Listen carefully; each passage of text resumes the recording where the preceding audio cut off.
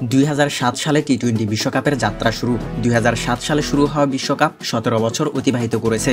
সে যাই হোক, 2007 বিশ্বকাপের উদ্বোধনী আসরে দ্বিতীয় পর্বে খেলেছিল বাংলাদেশ। এরপর 17 বছর কেটে গেছে, কিন্তু বাংলাদেশ আর গ্রুপ স্টেজ টপকাতে পারেনি। আর সেই জোজো ভেঙেছে চলতি বিশ্বকাপে। 2007 সালের পর দ্বিতীয়বারের মতো চলতি বিশ্বকাপের দ্বিতীয় পর্বে উঠেছে বাংলাদেশ। সুপার 8-এ বাংলাদেশের প্রথম চ্যালেঞ্জ মাইটি অস্ট্রেলিয়া। আগামীকাল অ্যান্টিগায় স্যার ভিভিয়ান রিচার্ডস স্টেডিয়ামে মুখোমুখি হবে দুই দল। ম্যাচটি শুরু হবে বাংলাদেশ সময় সকাল 6:30 অতীত রেকর্ড পরিসংখ্যানের বিচারে বাংলাদেশ থেকে যোজন এগিয়ে অস্ট্রেলিয়া। টি-20 বিশ্বকাপে বাংলাদেশের বিপক্ষে 5 বারের সাক্ষাতে একক আধিপত্য বিস্তার করে জয় পেয়েছে ক্যাঙ্গারু বাহিনী। তবে টি-20 ফরম্যাটে সর্বমোট 10 বারের দেখায় বাংলাদেশ 4টিতে জিতেছে এবং 6টিতে হেরেছে।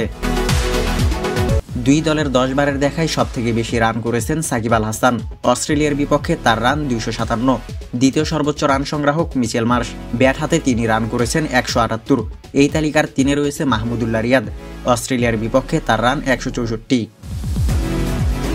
তবে দুই দলের সাক্ষাতে সবথেকে বেশি উইকেট পেয়েছে অ্যাডাম জাম্পা।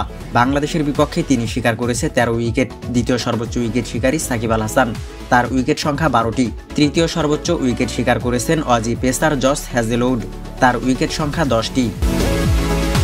এবারের আসরে কন্ডিশন পক্ষে থাকার কারণে দৃশ্যপট পাল্টে গেছে। গ্রুপ পর্বে কন্ডিশনের সঙ্গে দারুণভাবে মানিয়ে নিয়েছে বাংলাদেশের বোলাররা। তানজিম সাকিব, রিশাদদের আগুনে বোলিংয়ে বলতে গেলে ব্যাটারদের অবদান ছাড়াই সুপার 8-এ জায়গা করে নিয়েছে বাংলাদেশ।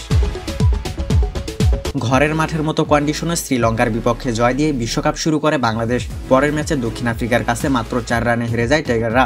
ভাগ্য সহায় হলে প্রোটিয়াদের বিপক্ষেও জিততে পারত শান্ত সাকিবরা। গ্রুপ পর্বে নিজেদের শেষ 2 ম্যাচে নেদারল্যান্ডস ও নেপালকে হারিয়ে সুপার 8 নিশ্চিত করে টাইগাররা।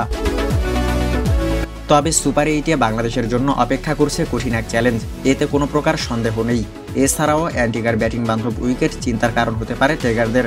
সুপার 8-এর প্রথম ম্যাচে অ্যান্টিগার উইকেটে রানের বন্যা বয়ে গেছে, যা বাড়তি চিন্তার কারণ হতে পারে বাংলাদেশের। বাংলাদেশ অধিনায়ক নাজমুল হোসেন শান্ত মনে করেন, যে কোনো সুযোগ কাজে লাগাতে হলে ব্যাটিং সমস্যার সমাধান করতে হবে।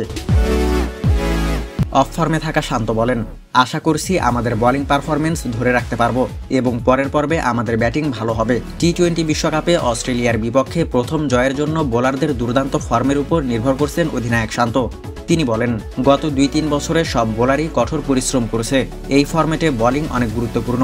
আশা করি তারা ফর্ম ধরে রাখবে।